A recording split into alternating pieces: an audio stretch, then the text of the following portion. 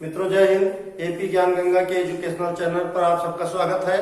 और आप जानते हैं कि कल से इस चैनल पर दो और अच्छे अध्यापक जुड़ गए हैं, एक मैम है एक सर है। तो आज का ये जो आपका क्लास है ये भी मैम अटेंड कर रही हैं और आप लोग अच्छे से पढ़िए, लाभ उठाइए। Thank you. आइए मैम। हेलो फ्रेंड, आप सबका एपी ज्ञान गंगा में आज पुनः स्वागत है। और कल आपने क्या पढ़ा था? विटामिन पढ़ा था। क्या पढ़ा था? विटामिन। तो आज उसी कड़ी में आप आगे पढ़ेंगे पोषक तत्व की कमी से होने वाले रोग। यानी कल हमने विटामिन के बारे में पढ़ा था, आज कुछ पोषक तत्व होते हैं जो हमारे शरीर के लिए बेहद जरूरी होते हैं, और जब उनका हमारे शरीर में क्या हो जाता है, कमी हो जाती है, तो हमें अनेक प्रकार के रोग हो जाते हैं। तो हमें इन रोगों के बारे में जानना है, साथ साथ ये भी जानना है कि ये रोग अगर हो जाए किसी को तो उसके लक्षण कैसे दिखते हैं, हमको उसकी पहचान क्या होती है, और ये पोषक तत्व जो है वो किन किन खाद्य पदार्थों में पाए जाते हैं। तो आज हम 5 रोग के बारे में पढ़ेंगे। तो पहला रोग जो है वो है क्वाशियोरकर रोग। कौन सा रोग? क्वाशियोरकर रोग है, और वो प्रोटीन की कमी से होता है। प्रोटीन पोषक तत्व की कमी से बच्चों क्वाशियोरकर रोग होता है। अब ये तो हम जान गए कि प्रोटीन की कमी से क्वाशियोरकर रोग होता है, लेकिन जब तक हमें उसकी पहचान नहीं होगी तो हम जान नहीं पाएंगे। तो उसकी पहचान यानी उसके लक्षण क्या होते हैं बच्चों? उससे जो है जब ये हमारे शरीर में इसकी कमी हो जाती है प्रोटीन की, तो हमारा शरीर, जैसे बच्चे होते हैं तो उनका क्या होता है, 18 वर्ष तक उनका वृद्धि एवं विकास होता रहता है। अगर उनके अंदर प्रोटीन की कमी हो जाती है तो उनका वृद्धि क्या हो जाता है, रुक जाता है, उनका सही से विकास और वृद्धि नहीं हो पाती है। साथ साथ उनका शरीर भी कमजोर हो जाता है और उनका जो है किसी कार्य में रुचि नहीं लगता है और वो अच्छे से पढ़ाई भी नहीं कर पाते हैं। तो हमें जो है इन लक्षणों को जानना बेहद जरूरी होता है। अब ये तो लक्षणों की हम पहचान कर लिए, लेकिन इसके साथ में अगर हमको ये नहीं पता है कि प्रोटीन कौन से खाद्य पदार्थ में पाए जाते हैं, हम क्या खाएं कि हमको प्रोटीन मिले, तो इसके लिए हम उसके स्रोत के बारे में जानेंगे। तो प्रोटीन हमें देखिए किन चीजों में मिलता है। दाल में बहुत ज्यादा प्रोटीन मिलता है। किसमें? दाल में।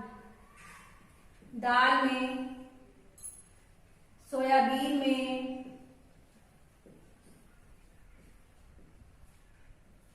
दूध में भी, मांस मछली में भी,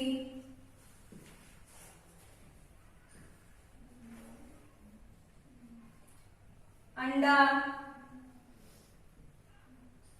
आदि यानी और बहुत से ऐसे खाद्य पदार्थ होते हैं जिसमें प्रोटीन प्रचुर मात्रा में पाए जाते हैं। तो आप समझ गए होंगे कि प्रोटीन की कमी से क्वाशियोरकर रोग होता है।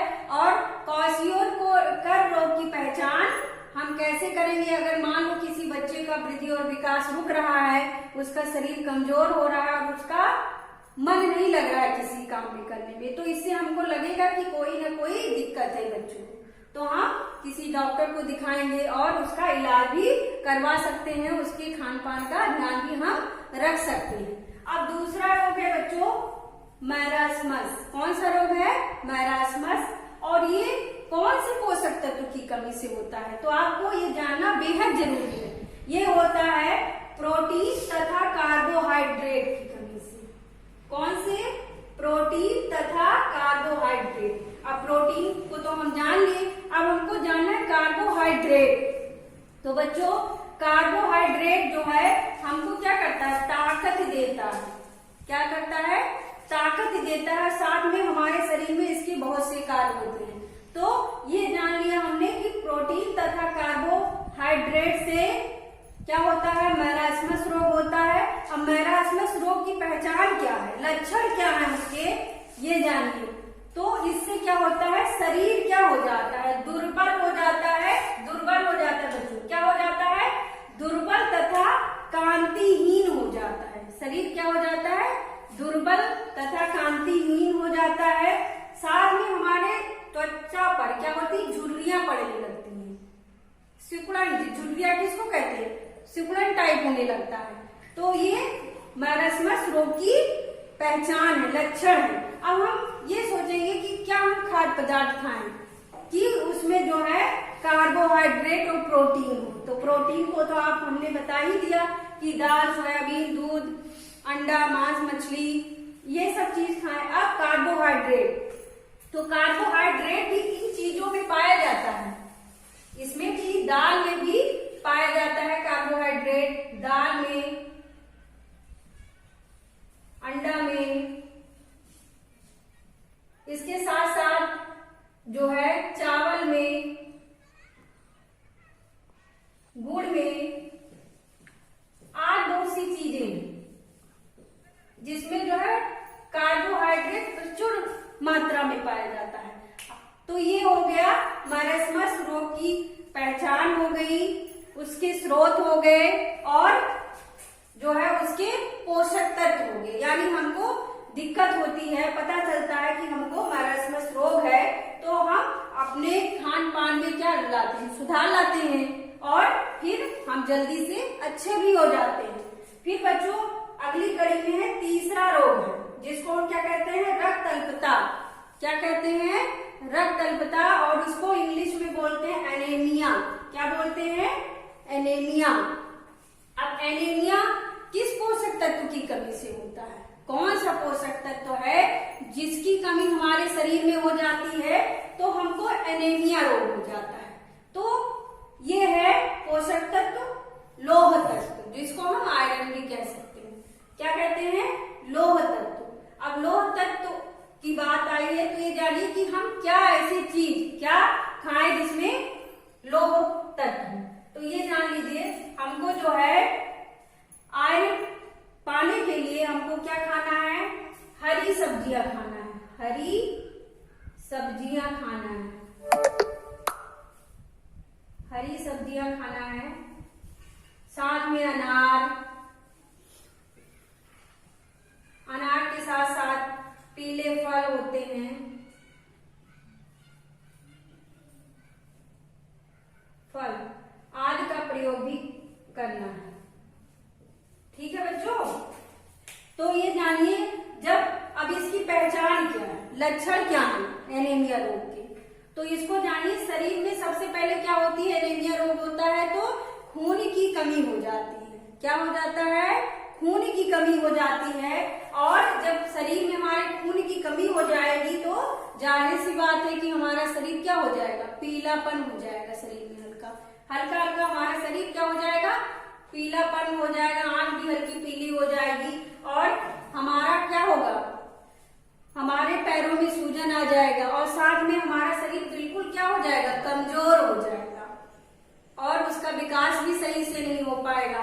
तो ये है एनीमिया रोग के लक्षण, यानी उसकी पहचान। अब है आयोडीन। कौन सा, आयोडीन पोषक तत्व है और उसकी कमी से कौन सा रोग होता है, घेंघा रोग। घेंघा रोग के बारे में आप लोगों ने सुना होगा, ये बहुत पुरानी बीमारी है। पहले लोगों के जो है गले में इतने बड़े यहाँ से क्या हो जाते थे, फूल आता था, गांठ बन जाती थी, जिसको लोग क्या कहते थे, घेंघा रोग कहते थे। क्या कहते थे, घेंघा रोग। यानी उनका जो है गला सूज जाता था, उसमें क्या हो जाता, पानी भर जाता था और वो इतना बड़ा यहाँ निकल आता था। कितना बेकार लगता था बच्चों देखने में, कितनी दिक्कतें होती थी उनको। तो ये किसकी कमी से होता था, सबसे पहले किसकी, आयोडीन की कमी से होता था।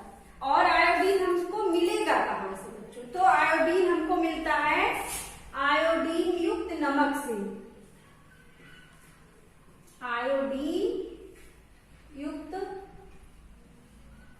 नमक से मिलता है। साथ साथ हमको थोड़ा बहुत जो है खाद्य पदार्थों से भी मिलता है, लेकिन हम ये कोशिश करते हैं कि बढ़िया नमक खाएं। टाटा समझ ही रहे हैं, ऐसे नमक का प्रयोग करें जिसमें प्रचुर मात्रा में आयोडीन मिले।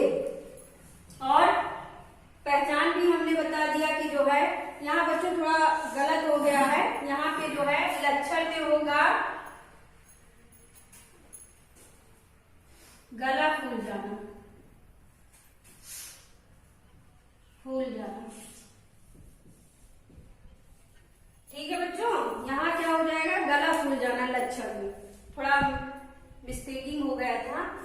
तो ये जान लिए कि आप आयोडीन की कमी से कौन सा रोग होता है, घेंघा रोग होता है, और घेंघा रोग आयोडीन की कमी से होता है।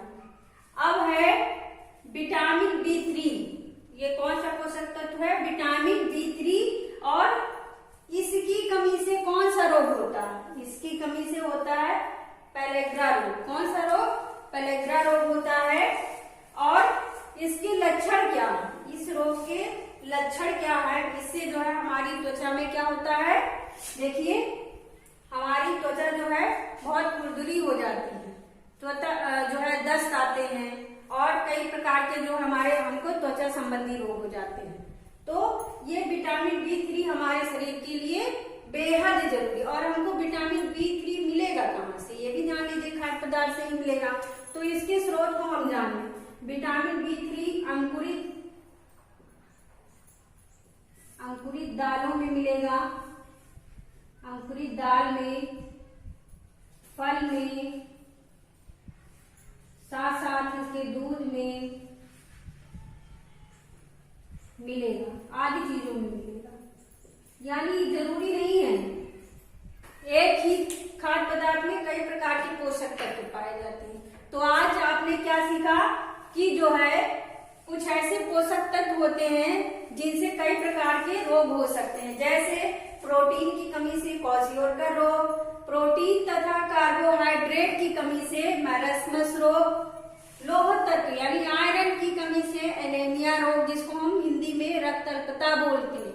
फिर है आयोडीन की कमी से घेंघा रोग, विटामिन B3 की कमी से पेलेग्रा रोग। तो हम ये समझते हैं कि आप लोगों को कुछ अच्छे से ही समझ में आया होगा। फिर हम अगले वीडियो में मिलेंगे। जय हिंद।